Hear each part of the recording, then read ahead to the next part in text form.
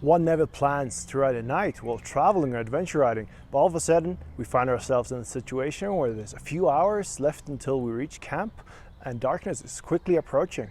I had many different lights through the years on both my Jeep and my bike, and I learned pretty quickly that there is a reason that expensive lights cost as much as they do.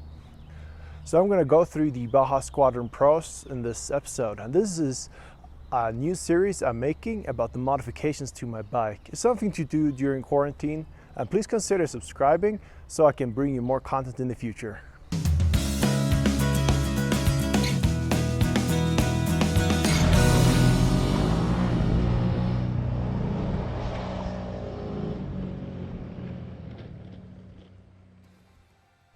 The small Squadron Pros really packs a punch. For their size and being 40 watts, they really light up the road ahead of you. I got my Squadron Pros as an adventure bike package. It included everything I needed except the mounts to mount them to my bike, which I needed to get anyways.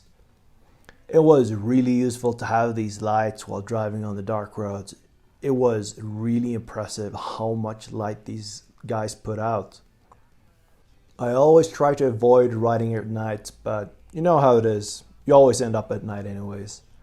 And I think they look pretty good on the bike, and it also helps during the day. It makes me more visible while in traffic.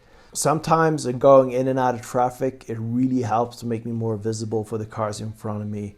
Or in some cases, it was fog, so I used them to make myself more visible. And they're really durable. Those little buggers, they survived everything. I fell many times with the bike and not a dent. So let's do a damage check here. Front seems good. The light took a bit of a tumble. Shouldn't be an issue. Just twist it back and yeah.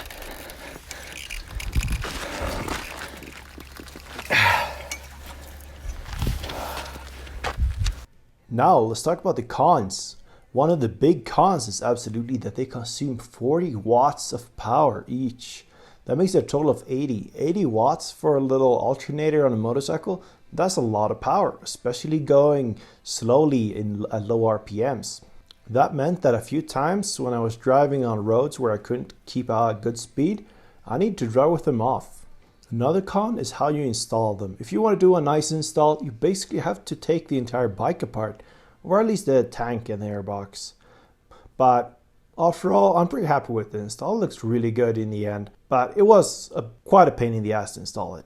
There's a few more worthy mentions of the pros. One of them is these lights are not made in China as most lights are. They're made in the US of A.